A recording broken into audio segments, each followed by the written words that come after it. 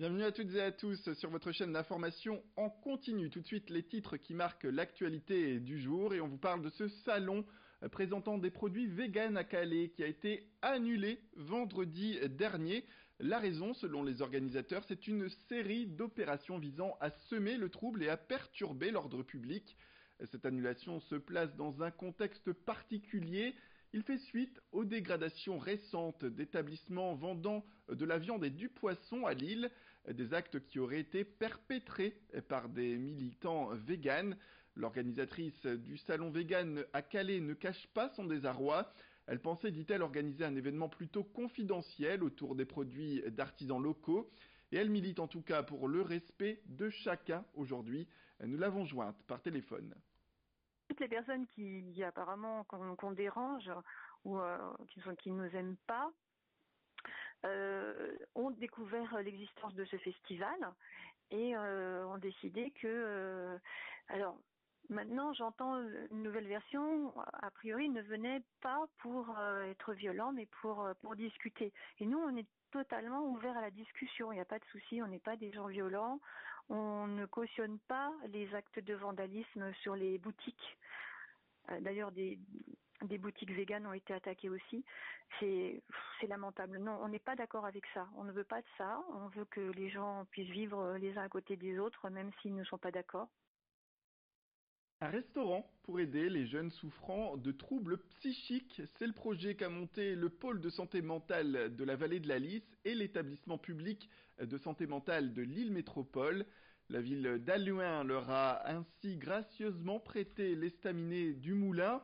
Le PSM prépare depuis des travaux. Les jeunes pourront alors faire fonctionner le restaurant pour le début de l'année prochaine. On écoute tout de suite Pascal Bourgeois, cadre supérieur de santé à l'EPSM Lille Métropole. Il se félicite de l'arrivée de ce projet dans la métropole lilloise. Nous avons aussi, depuis quelques années, mis en place des activités cuisine avec un cuisinier professionnel qui nous ont permis de nous rendre compte que, par le biais de cette activité, il y avait moyen peut-être de trouver quelque chose qui aide ces jeunes à mieux appréhender l'emploi. Donc, nous avons tout naturellement pensé à ce projet, qui n'était pas tout fait au départ, bien sûr. Et donc, ce projet, nous l'avons monté avec des partenaires importants. La mairie d'Halluin qui nous a mis à disposition cet estaminet gracieusement. Et donc c'est très important parce que nos partenariats nous permettent donc de développer ce projet. La mairie aussi de Ronques avec le député maire de la circonscription qui a permis avec son soutien de pouvoir contacter des mécènes et nous aider dans notre démarche. Le plus dur a été à un moment donné de convaincre les gens que ce projet était réalisable.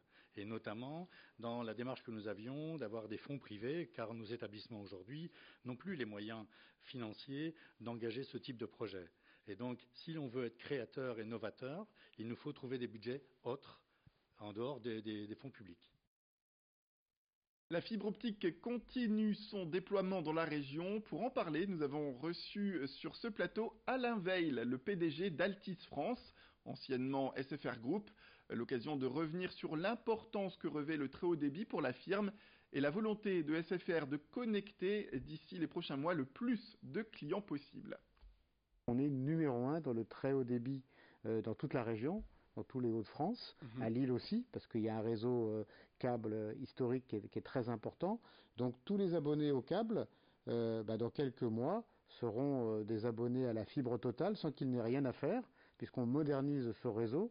On a déjà 1 million de prises autour de Lille, dans l'agglomération lilloise, et on continue à investir. Donc c'est effectivement une priorité pour nous. Et pour terminer, on vous propose un voyage au fil de l'eau qui promet un dépaysement total. Ça se passe à Athun, dans la baie de Somme. Sylvain Merlot propose aux promeneurs de naviguer dans des petites barques électriques sur la Canche, le tout pour faire le plein de découvertes.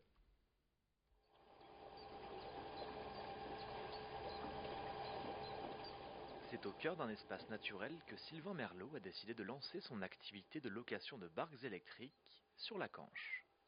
Pour cet amoureux de la nature, proposer un mode de déplacement vert était une nécessité pour partir à la découverte de la faune et la flore environnantes. Un mélange apaisant entre jeux de lumière, chants d'oiseaux et clapotis de l'eau. Le tourisme vert s'appelait. On va dire il y a vraiment un engouement pour une recherche de calme et de découverte de sites naturels pittoresques. Et là, on colle vraiment avec les tendances actuelles, je pense. Ouais. C'est étonnant vis-à-vis de la proximité d'Étaples, le Touquet, d'avoir encore une zone aussi tranquille. Ouais.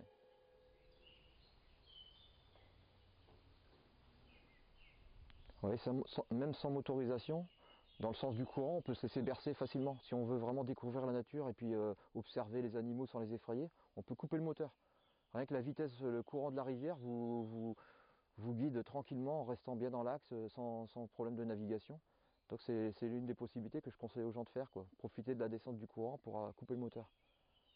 D'ici quelques mois, une fois les partenaires trouvés, cet ancien ingénieur technicien compte bien proposer des balades thématiques et pédagogiques à l'aide d'un guide pour faire découvrir plus en détail les habitants de la Canche et sa végétation.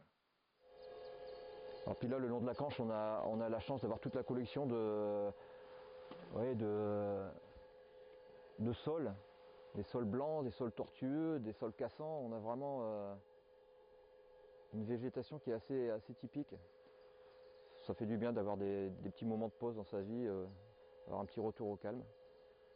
Et si malgré l'envie de découvrir ces méandres, le maniement de cette barque vous semble compliqué, rien n'est plus facile. Je donne 2-3 recommandations de navigation parce que comme on est sur un site qui est naturel, il y a des branchages un peu sur les berges. Donc le principe c'est de bien naviguer dans le lit de la rivière, dans la zone centrale, et il n'y a vraiment aucun souci. J'ai eu des clients qui n'avaient jamais monté dans une barque, quelques défauts de manœuvre au départ, et puis après ils sont rentrés accostage au ponton comme des professionnels, quoi. Aucun souci. Et on est vraiment dans une vitesse de croisière très très lente, donc ça permet de corriger quand on fait une erreur. Donc là, pour rentrer, c'est un petit peu plus de puissance au niveau du moteur. On a le courant à vaincre, hein, donc le temps que le bateau prenne son inertie.